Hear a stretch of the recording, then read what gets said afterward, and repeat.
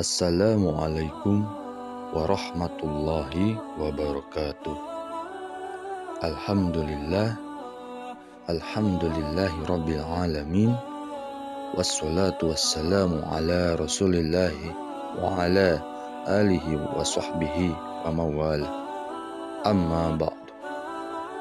Sahabat Yuna yang dirahmati Allah, kali ini kita akan mendengarkan sebuah kisah tentang perjalanan baginda Nabi Muhammad SAW ke Taif.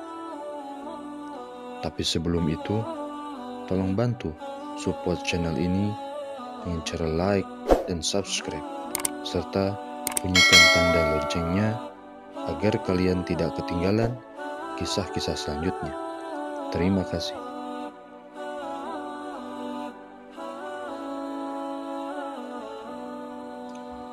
Kisah perjalanan baginda Nabi SAW ke kota Taif. Selama 9 tahun sejak masa kerasulan, baginda Nabi SAW telah berusaha menyampaikan ajaran Islam dan mengusahakan hidayah serta perbaikan kaumnya di Mekah. Namun, kebanyakan orang-orang Mekah selalu menyakiti, memperolok-olok, dan berbuat semena-mena terhadap baginda Nabi SAW. Kecuali sekelompok kecil orang yang sudah masuk Islam dan beberapa orang yang selalu membantu beliau walaupun belum masuk Islam. Paman baginda Nabi SAW, Abu Thalib, termasuk orang yang baik hatinya. Meskipun belum masuk Islam, dia selalu membantu baginda Nabi SAW dalam segala bentuk. Pada tahun ke-10 kenabian, ketika Abu Thalib meninggal dunia, kaum kafir mendapat kesempatan untuk mencegah perkembangan Islam dan menyakiti kaum muslimin secara lebih leluasa. Baginda Nabi SAW pergi ke kota Taif yang didaami kabilah Thaqif yang berjumlah besar, dengan harapan apabila kabilah tersebut masuk Islam, kaum muslimin akan terbebas dari berbagai penderitaan dan kota Taif akan menjadi pondasi penyebaran agama.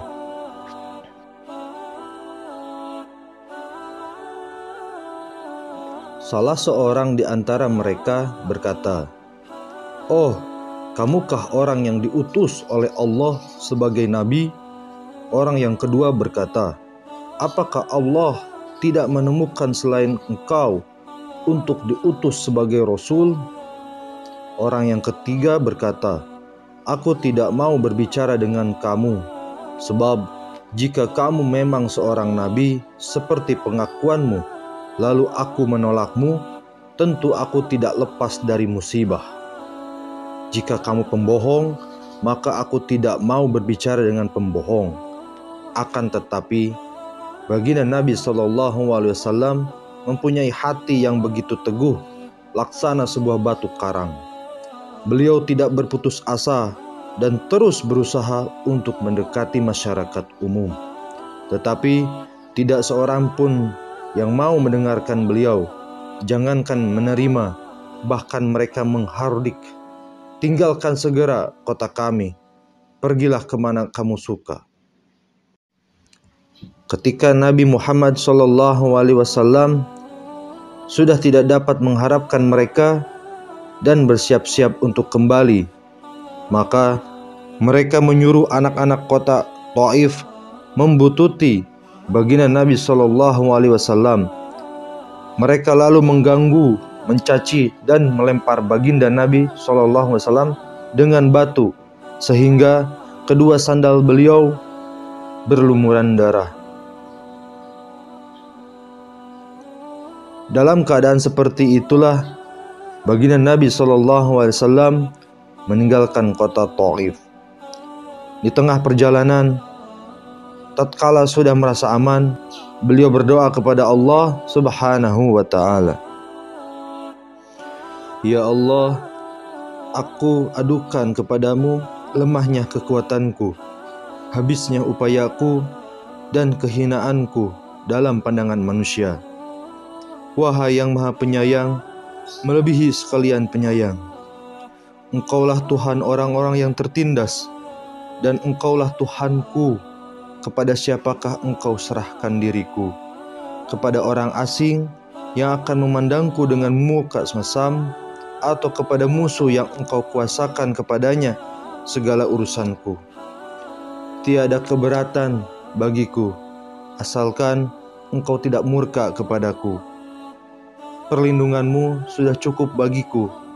Aku berlindung kepadamu dengan nur zatmu yang menyinari segala kegelapan, dan dengannya menjadi baik segala urusan dunia dan akhirat. Aku berlindung dari turunnya kemarahanmu kepadaku atau kemurkaanmu kepadaku. Aku sanggup berbuat apa saja hingga Engkau ridho. Tiada daya dan upaya melainkan denganmu. Allah Subhanahu wa ta'ala menguasa seluruh alam, memperlihatkan keperkasaannya, dan mengutus malaikat Jibril alaihi salam untuk datang memberi salam kepada beliau dan berkata, Allah Subhanahu wa ta'ala mendengar ucapanmu dan jawaban kaummu, dan dia mengutus kepadamu malaikat penjaga gunung agar siap melaksanakan apapun perintahmu kepadanya. Malaikat penjaga gunung itu pun datang dan memberi salam kepada baginda Nabi sallallahu alaihi wasallam seraya berkata, Ya Rasulullah, apapun yang engkau perintahkan akan kulaksanakan. Bila engkau suka, akan kubenturkan gunung-gunung yang ada di sekitar kota ini, sehingga siapa saja yang tinggal di antaranya akan hancur binasa. Atau apapun hukuman yang engkau inginkan ya Rasulullah. Lalu baginda Nabi SAW yang bersifat penyayang dan mulia ini menjawab, Aku hanya berharap kepada Allah Subhanahu wa ta'ala. Seandainya saat ini mereka tidak menerima Islam, semoga kelak di antara keturunan-keturunan mereka akan lahir orang-orang yang menyembah dan beribadah kepada agama Allah Subhanahu wa ta'ala. Demikianlah akhlak baginda Nabi SAW yang mulia. Kita mengaku sebagai pengikutnya, namun ketika sedikit kesulitan atau celaan menimpa kita, kita langsung marah, bahkan menuntut balas seumur hidup. Kezoliman dibalas dengan kezoliman, sambil kita terus mengaku sebagai umat baginda Nabi SAW. Meskipun mengalami penderitaan dan kesusahan yang berat, baginda Nabi SAW tidak berdoa buruk dan tidak menuntut balas. Wallahu a'lam bishawab. Demikian, terima kasih telah mendengarkan kisah ini. Sebagai penutup, kita baca doanya kifarah majelis. Subhanallah wa bihamdi, subhanakallahumma wa bihamdika, asyhadu an la ilaha illa anta, astaghfiruka wa atubu ilaik. Assalamualaikum warahmatullahi wabarakatuh.